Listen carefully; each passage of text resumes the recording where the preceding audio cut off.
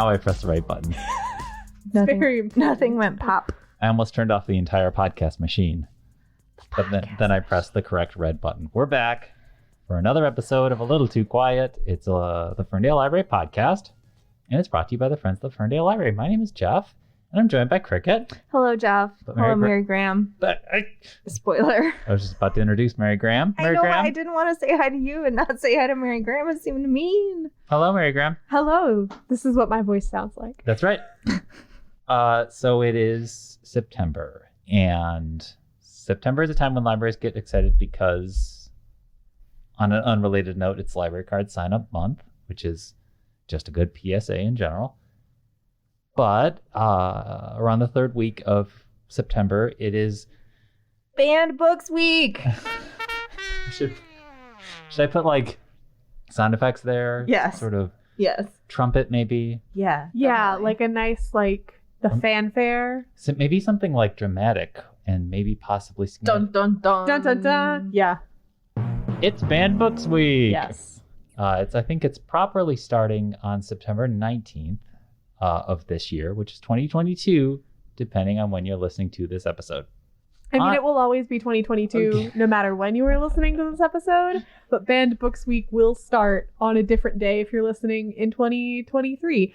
And if you're listening in 2021, dear God, please just tell us. Just tell us how you got there. Yeah. How you did the time travel thing. It's when Jeff turned off the podcast machine. He created a vacuum. Yeah. Yes, that gets into quantum physics because there is a reality now where I turned off the podcast machine. Yeah. So you won't create a paradox, probably. Right. I'm just saying, get in touch with us. Tell us how to fix it all. Right. Also, tell lots of people in 2021 to listen to this episode so we'll like see some retroactive download stats come like suddenly appear. Yeah. Oh, look at that. And so that you can talk to some of your school administrators about not banning the books that were banned in 2022. Yes, God, you can we could solve it all. Unidentified time travelers listening to this episode. You could be the keystone to solving this whole problem. Help us, please. Should all of our podcasts just be transmissions to past time travelers who could maybe do our bidding and make a better tomorrow for us?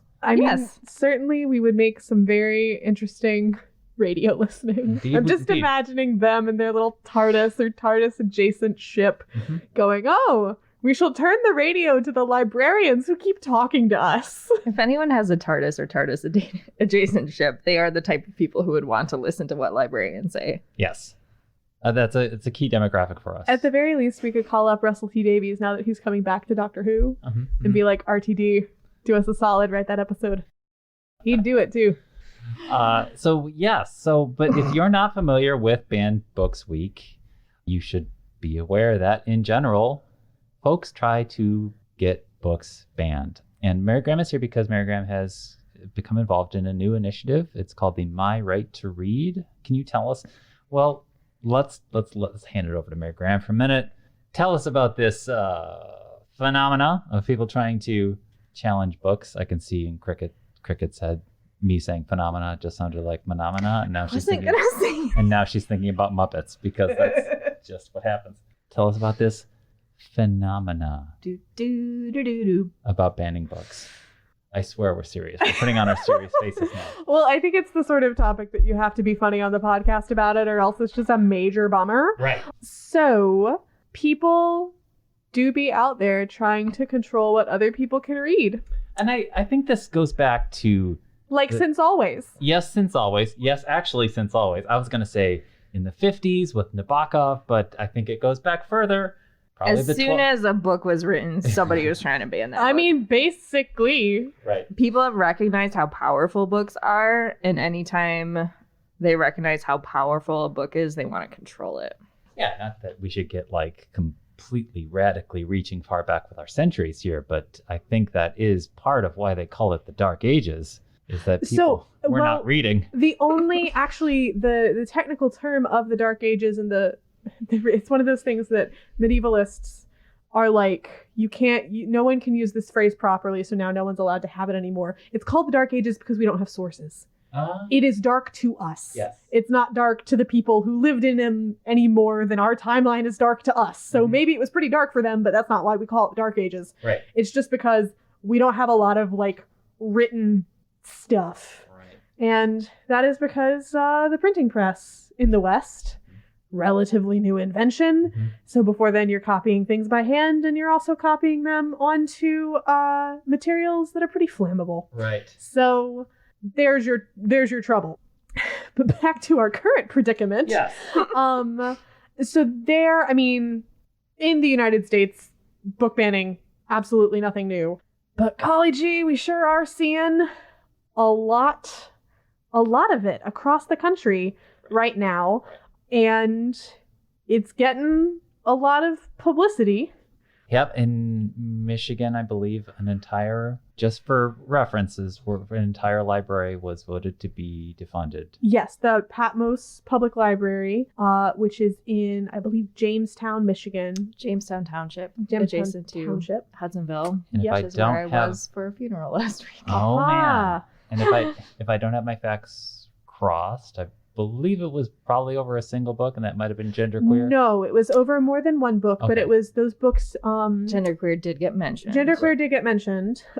It was over about 90 books, Okay. which is a little less than 1% of that library's collection. Right.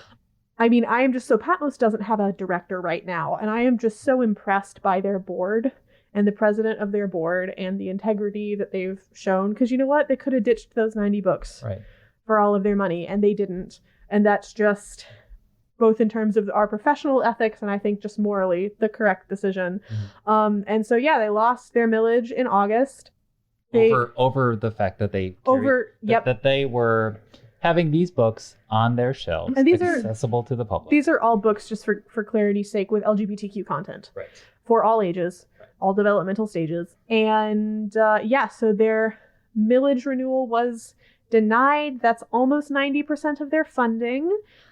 GoFundMes were set up, crowdfunding sort of resources. Nora Roberts donated $50,000. Unexpected hero. And she made it clear that she would have happily given more. Yeah, but that's GoFundMe's limit. So Right. she was like, if you still, need to cover costs, hit me up. I'll get you more money. So actually, Patmos is set for about 2 years now because their final millage payment from their current millage, I think, pays out in the spring. Right.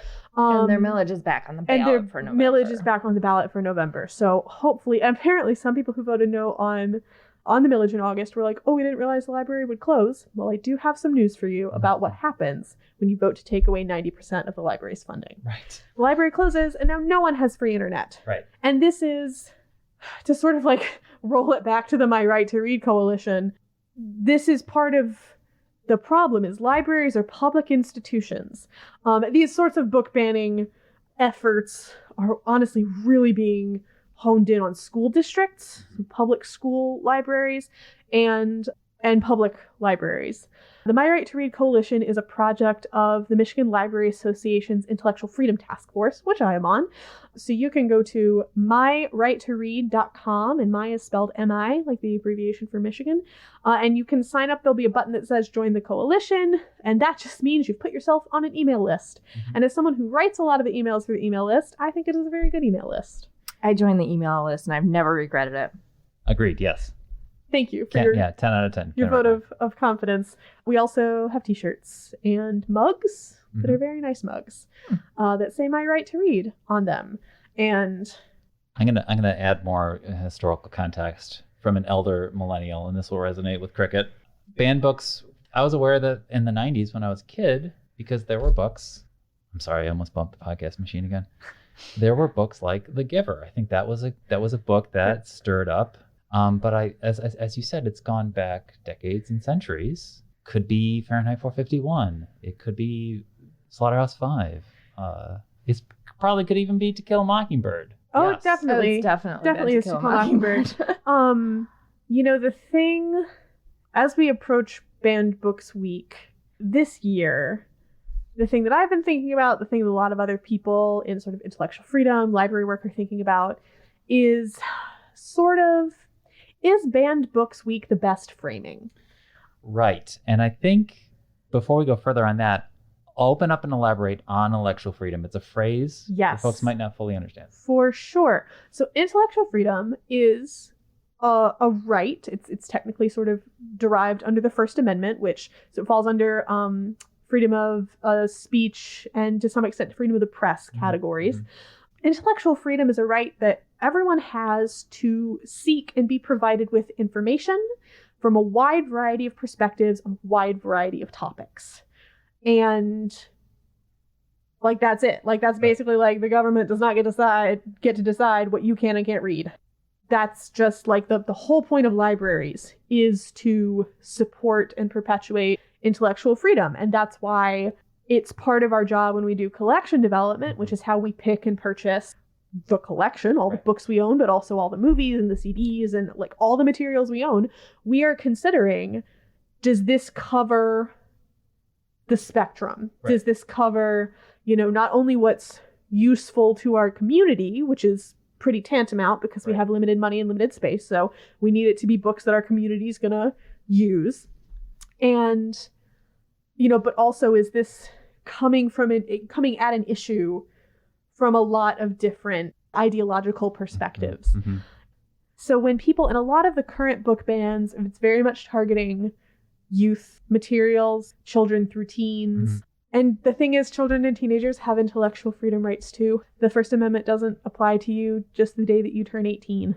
But the interesting thing is that a lot of times libraries will say, if you are upset about these items that we have in the library, because a lot of times people will make the complaint on the basis of like a child could open up this book and read this sentence. And a lot of times libraries will say, well, if you are the parent of that child, it's kind of on you to keep your child from reading sentences made up of words that you don't want your child to read. Right. And that is to some extent true.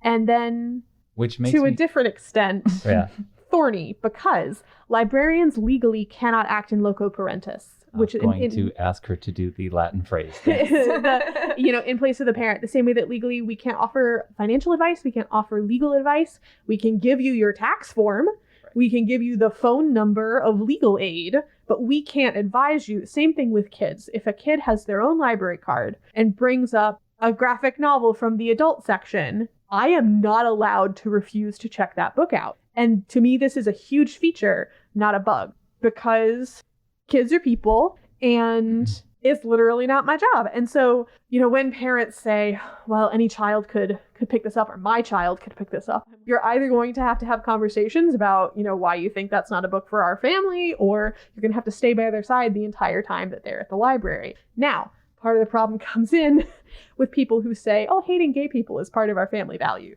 Because that doesn't trump the rights of LGBTQ people to exist in society, see their stories in their collections. And I think about all those kids in Patmos, and Jamestown Township is not a big place, but just statistically, some gay kids out there. There's gay kids everywhere. That's a thing about us. Several of them spoke out in the press. Yeah. And they all deserve those books in their collection, which is why I'm so pleased that their library board is going to bat for them. There's always an extent to which, when people say, oh, you can control what your children read, but not what other people's children read. I'm like, you definitely can't control what other people's children read, but we're not very good at recognizing the autonomy of children in American society. And it's one of my favorite things about being a youth librarian, actually, is that my kids' corner is a place where kids of any age can come back and say, where is your book about this? Right. And I have to take them just as seriously as I would take a grown-up. And if they hand me a card, well, we don't do circulation back there, but if they hand circulation a card and say, here's my card and here's my book, congratulations, yes, here's your book, bring it back in 3 weeks, please. And this is very scary to a lot of people. And it is, I suppose, scary to a lot of people who want the world to work in a certain way that it just doesn't work. Which brings it to that meme, and I wish I could credit whoever said this, but that meme that goes, if anyone even proposed inventing the public library today, it would be so radical that you'd never get it through anything, which is why, I feel all the more strongly about protecting what we've already got. Exactly. Libraries are one of the last public institutions, public places, like just a place where you can come and sit. And frankly, there's a lot of children out there who don't check out books because they know their parents will find it if they leave it around the house, or they all share a card and it's going to show up somehow. So they come into the library and they read stuff without checking it out, which is also a thing you are totally allowed to do. Absolutely. We have a whole separate system for counting those books as in-house circulations. Right. Like, we're very used to it, and so coming back around to Banned Books Week, like, yes, that's what it's called, but certainly over in youth services this year, we've discussed, we're taking the tack of you have the right to read is the messaging that we are really going for. No matter what your age is, you have the right to read. You have the right to intellectual freedom. We are here to safeguard that right. And so we already have our display up in children's because we like to put stuff up for a whole month and not just the week. And almost everything on that display, comes from lists of books that have been challenged in Michigan. So you're not going to find Charlotte's Web on it. You're not going to find To Kill a Mockingbird on it. Like, we know people don't like children reading about like death and racism and whatever, but there are other books about racism that people get a lot more angry about. Anti-Racist Baby. Anti-Racist Baby is on that display. Just had to pull some epithets. I read it back while I was out at the youth desk the other day. Had to pull some epithets back in my head, but it was mentioned by a certain senator during the confirmation hearings for the newest member of the Supreme Court. So you want to come check out a book that makes Ted Cruz apparently unreasonably upset. Come get Anti-Racist Baby. We've got it here on the shelf. But we also have a lot of books about sex education, like developmentally appropriate sex education for kids who are like, where do babies come from?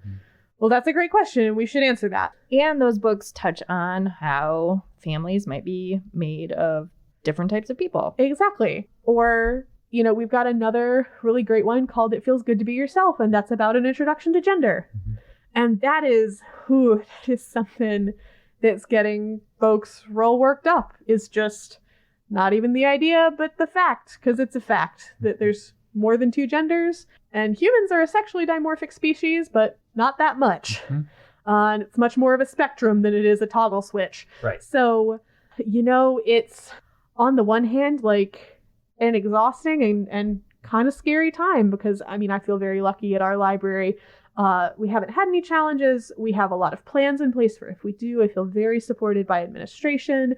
I feel like we have a supportive board because a lot of the problems we're running up against across the country, but especially here in this state, are hostile board members or directors who aren't really going to go to bat to keep stuff on the shelves. And it's just a very stressful time for librarians who work with the public, who work with children, who get called horrible, horrible names just because they are upholding your First Amendment rights. Sure. I hate that people have co-opted the term grooming, which is an actual, which is a real thing and a terrible, terrible thing. Yeah. And so different from a librarian putting a book on a shelf. Well, and of course, a librarian handing a kid who has asked for it a book about sex education can help prevent grooming because a lot of those books also talk about, the power dynamics involved in sexuality and sexual relations, or it may give kids the language for the first time to talk about something terrible that's happened to them. Because this is, I think, when a lot of people will say or do almost anything under the banner of protecting the children. It tends to be a certain type of imaginary child. And, it's in their minds, an innocent white middle to upper class child. Those are the children who deserve protection. And the reality is that terrible things happen to children all the time. And this is not a secret. And sometimes working as a children's librarian, you get a glimpse into that. And it's really upsetting. And the books that are on my shelves are not what's perpetuating that harm. And that imaginary child has attained freedom from supervision and is apparently beelining for a shelf in the library where they're picking straight up for adult graphic novels. Some sort of like offensive thing.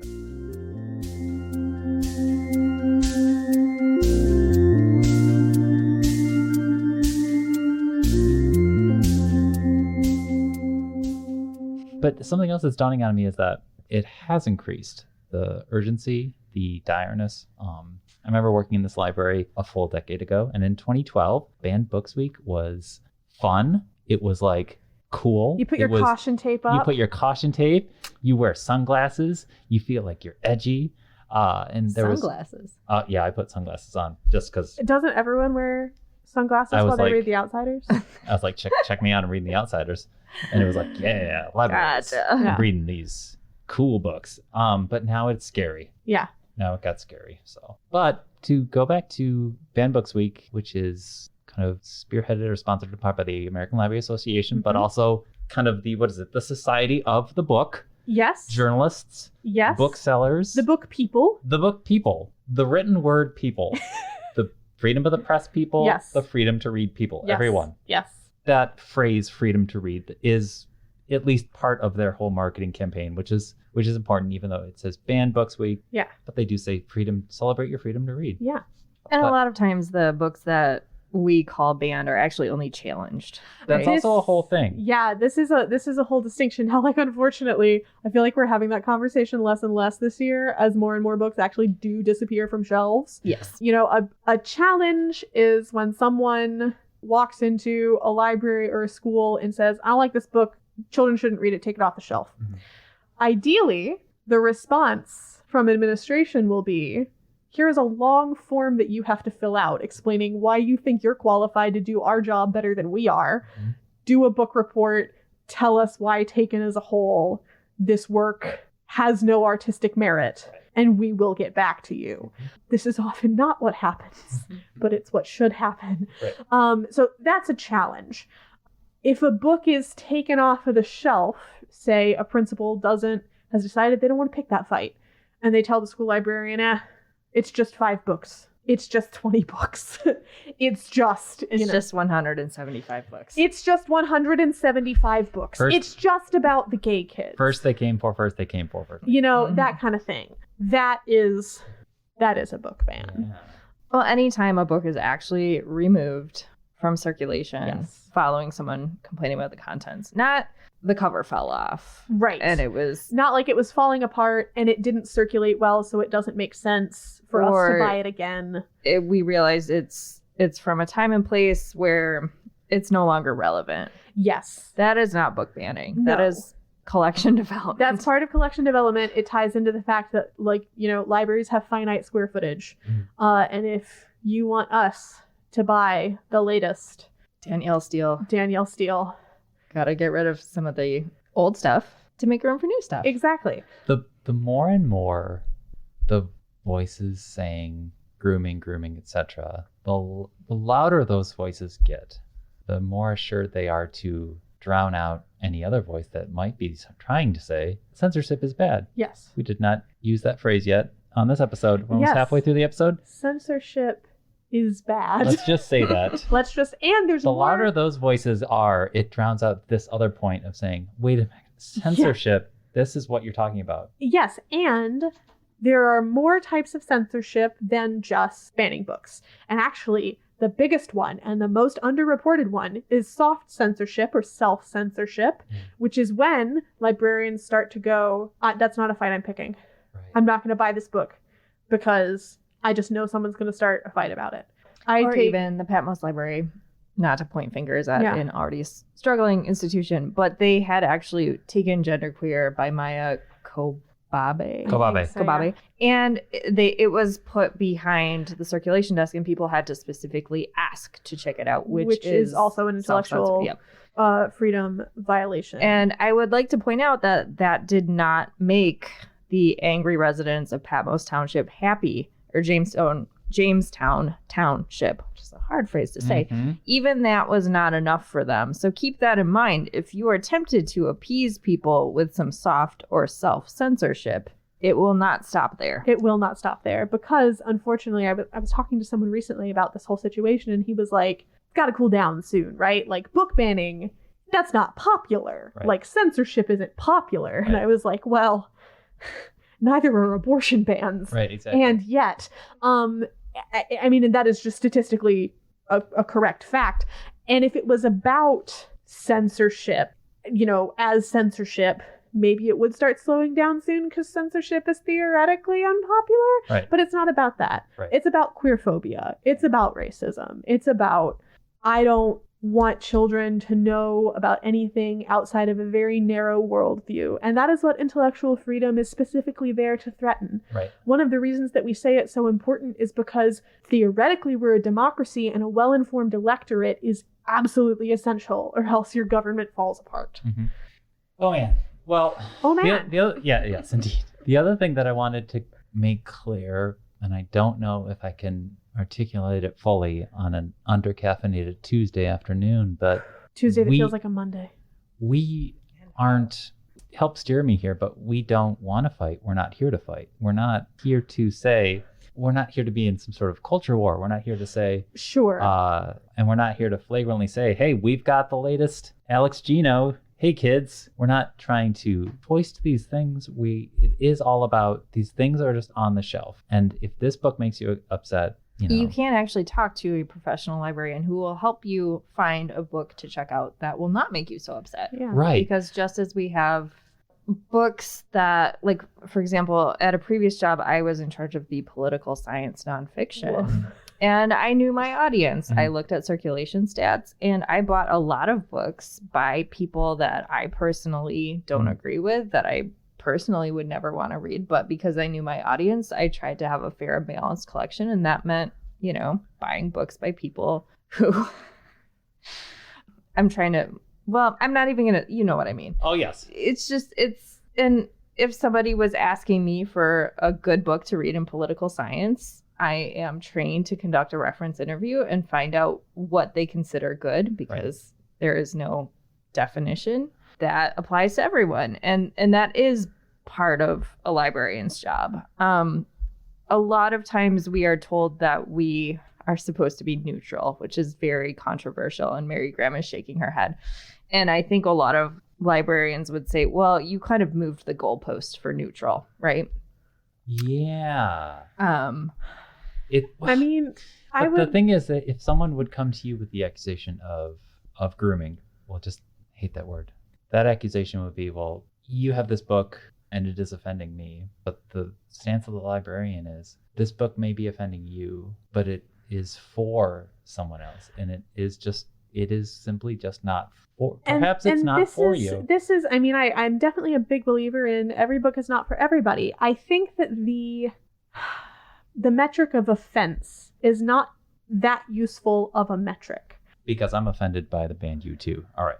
So. Well, and I would even just say, sometimes we do say, hey, kids, we have the new Alex Gino book in, or we have the new Kyle Lukoff book in. Well, we have the new Heartstoppers. We have to say. We say that because, they're good dogs, Brent. We buy things that have artistic value. Kyle Lukoff writes amazing books. Mm-hmm. They got trans kids in them. Okay, you know who exists? Trans kids. Right. Trans kids aren't offensive. Right. People who say, well, I'm offended by that. Well, that's not, you are troubled by the existence of children? Right. So that's your problem. The concept of neutrality gets so tricky is because, I would think that saying a trans kid exists, that to me is a neutral phrase, right? It is a statement of fact. Neutral statement. But there are people on another side who would say that sentence is not neutral, and therefore we are not neutral. I would argue neutrality has never been possible because I work in a building with limited square footage. Mm-hmm. The only way to be neutral is to include absolutely everything, which I literally can't do. I don't have the money. I don't have the space. Yeah. And nobody has the time and energy to do all of that and to truly traverse Amazon's neutral, I guess. Right. Okay, I am not trying to be Amazon. We do not have the same purpose as a public library. And, so for me, it's we are going to promote some books because they're important works of children's literature. And I don't believe in sort of pulling this line with my coworkers, because I think that it's, first of all, a jerk move, and second of all, we're all library workers, we're all doing important work. But I will pull this line with censors, which is that I have a master's degree in this. I went to school for this. I did collection development classes. It was part of my training. It's a professional job description. Mm-hmm. And you always have the choice to put down a book you don't like, mm-hmm. or to not check out a book that you don't like. I find it very interesting so far, knock on wood. We're not saying this with films. Same principle applies. Right. You don't have to watch a film you don't like. Right. And I think it's of the whole, like, it's easy to hide books. You can come into the library and just use them while you're here in a way that you can't necessarily with our DVDs. I actually used to work at a library where our request for reconsideration form was used vigorously. Okay. Yeah. Even back in 2012, even back in I started working there in 2008 and immediately began fielding complaints. Wow. Average of like one a year, I would say. It wasn't They like were frequent, but Not wearing sunglasses or reading The Outsiders like me. yeah. Movies did come up. Okay. Yeah.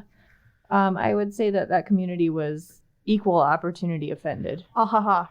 Yes, but You know, and this is something that I also feel like this is a concept that I feel is important to teach children, because it was taught to me as I read at a very high reading level very early, and so ran into the issue that children at that age often do, who, you know, are in 4th grade but can read at a high school level or whatever, of you run into things that you can read in topics that maybe you're emotionally not ready for yet. And this very much varies from child to child. I will have parents or kids come up to the kids' desk and say, you know, hand me a book and say, what age group is this book for? And so far, it's always been people genuinely trying to gauge, am I going to like this book? Is this book going to upset my child? Things like that. And so usually I'll look up the publisher recommendation, which is very often a range, and I'll say, well, the publisher recommends it for this range of ages.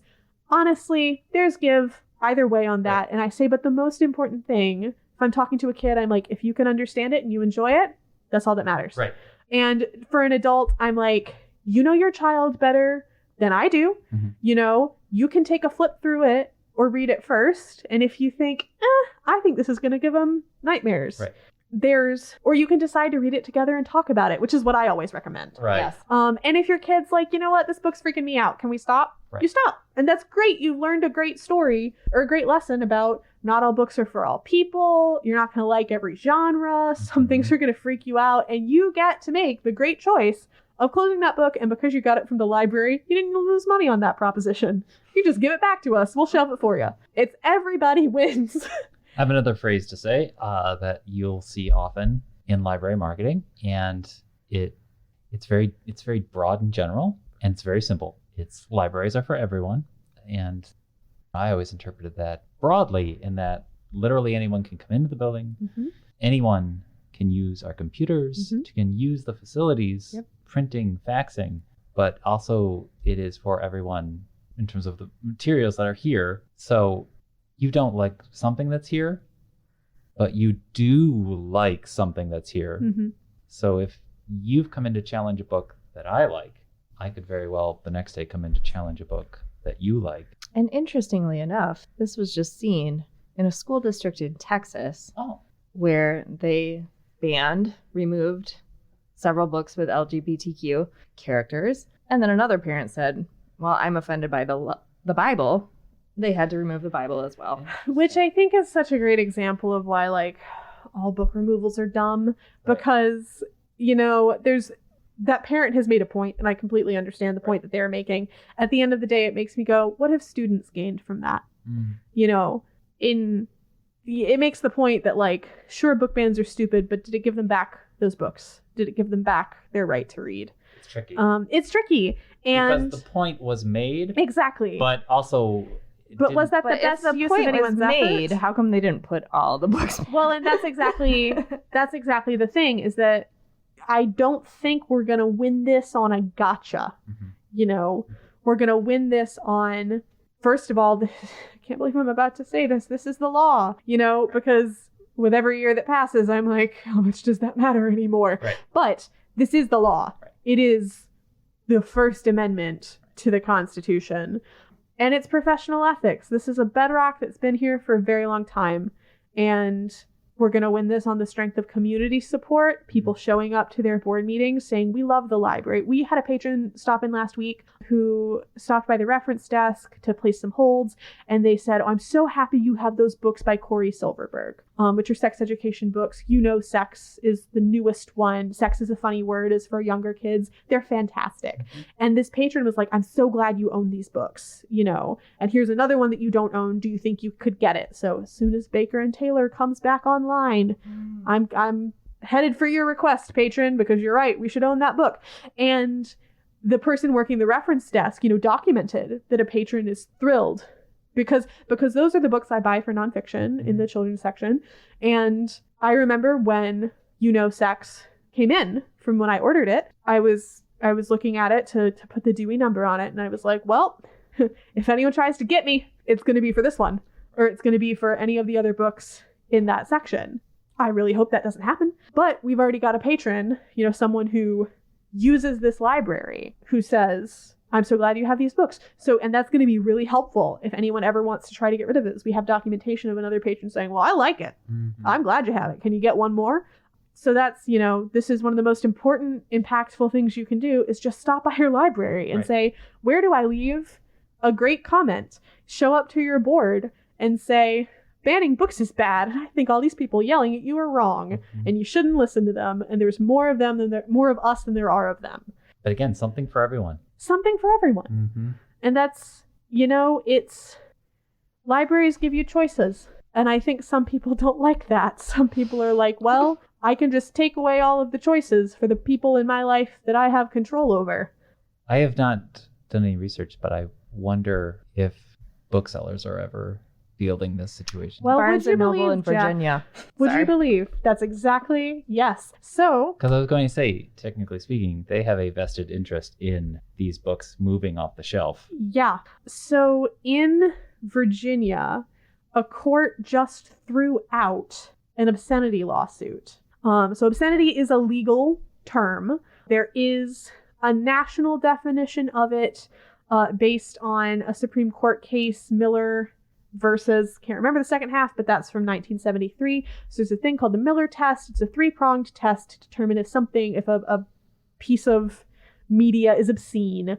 The work considered as a whole has to meet all 3 prongs of it. But That's how I learned the word prurient. prurient interests. Everybody I learned about Miller for the first time in grad school. Hold on. Prurient. Prurient. Prurient. Yes. Prurient interests. The prurient juror. And that's exactly how all of us in my intellectual freedom class in grad school sat around trying to figure out how to say this word. Cricket and I are just here for tension breakers. Yeah, which thank you, because my God, Jeff, I think this is the least funny episode I've ever recorded with you. We're just here to bring it back to phenomena. All right. Do. Okay, So prurient interests. Which does mean that Miller only pertains to things that have to do with sexual content. It doesn't cover violence. It doesn't cover, obscenity is a very, very narrow definition. It's very difficult to prove legally. And various states have their own. Doesn't it also have to be, here comes another word, titillating? Appeals to prurient interests is, I don't believe the word titillating is used in the Miller test, but that's what appeals to prurient interests means. Yeah. And Cricket the thesaurus. These words. I know. They make me giggle. But also, I think different states also have their own obscenity laws. So, yeah, somebody in Virginia tried to bring an obscenity lawsuit against genderqueer, and a court of I think it was a court of Frost and Starlight, but don't quote me on which one of the Sarah J. Maas books it was. But it was a Sarah J. Maas book.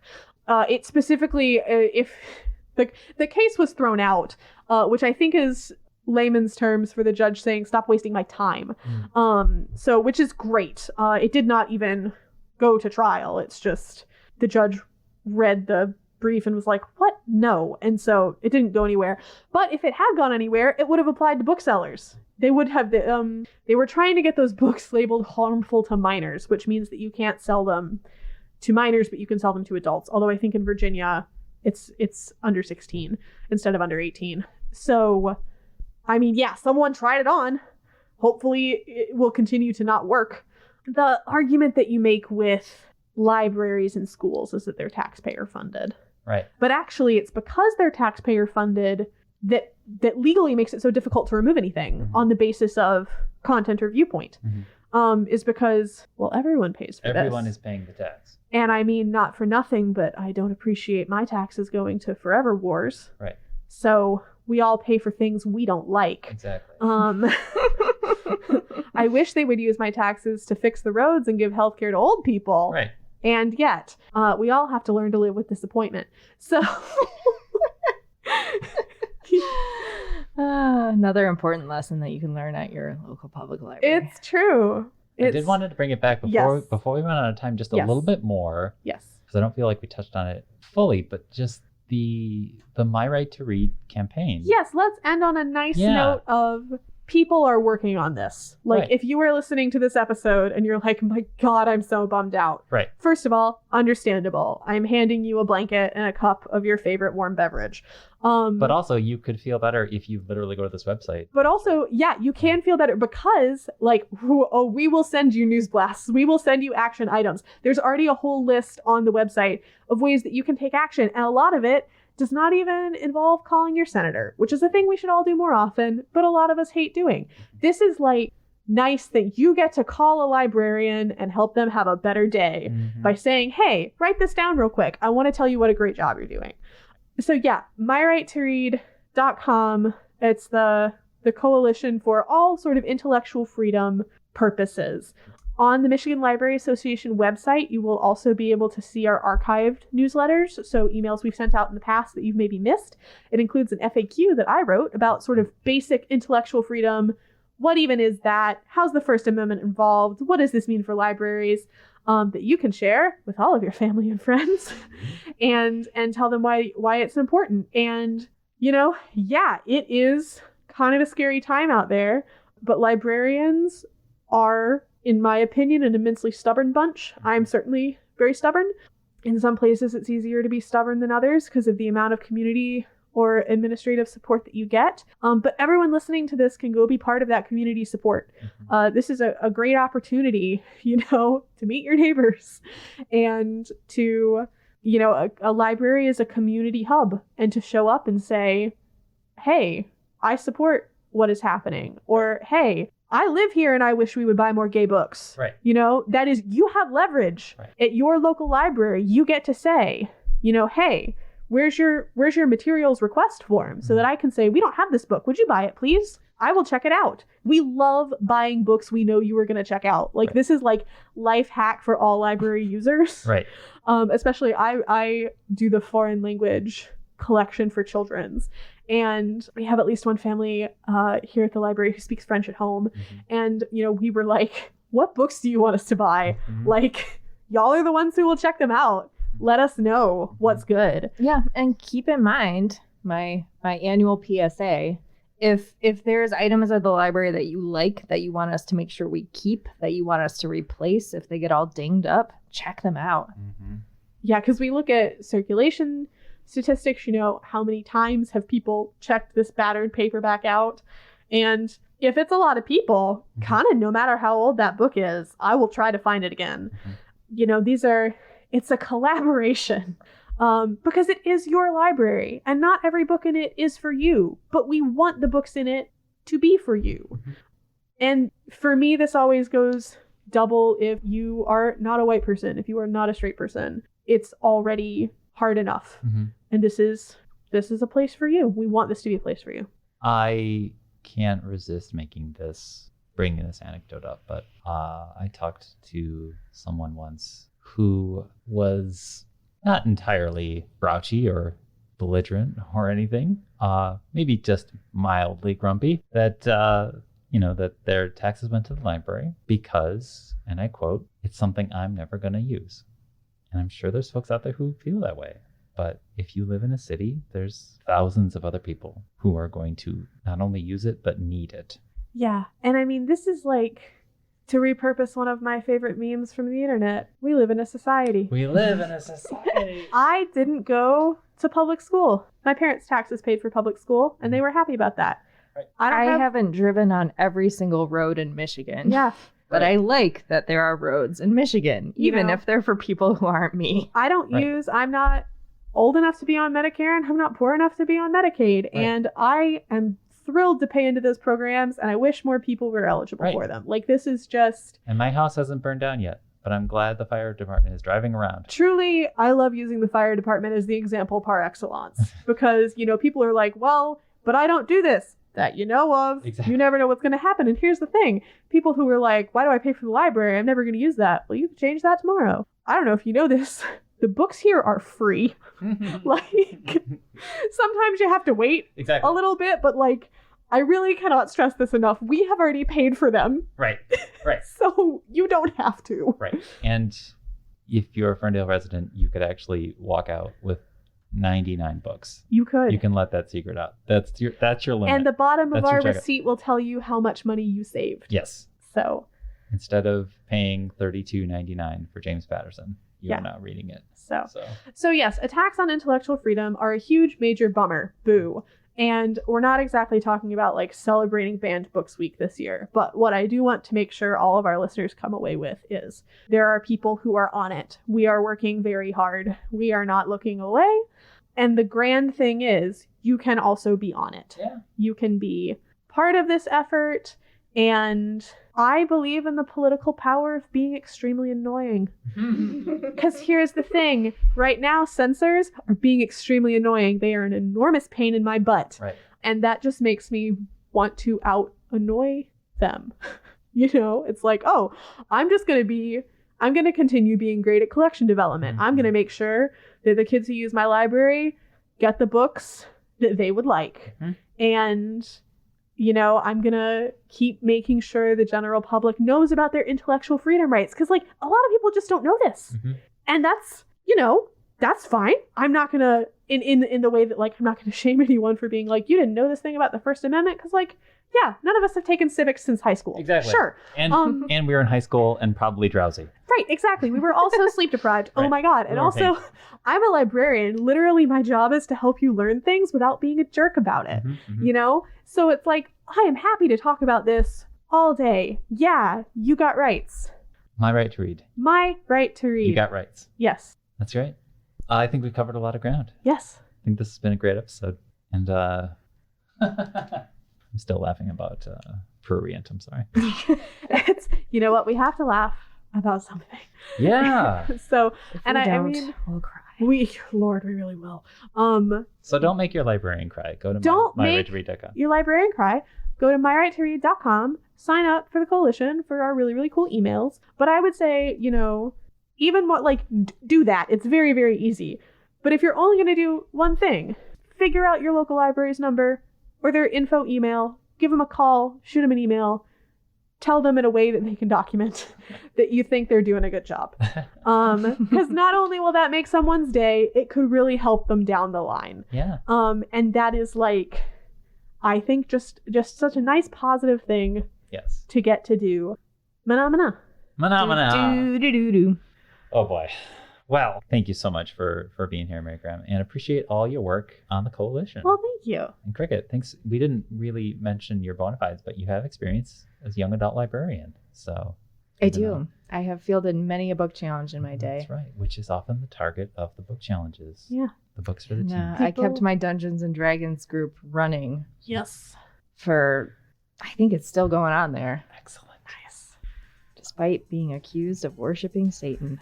Wow, you got like a throwback moral panic. Yeah.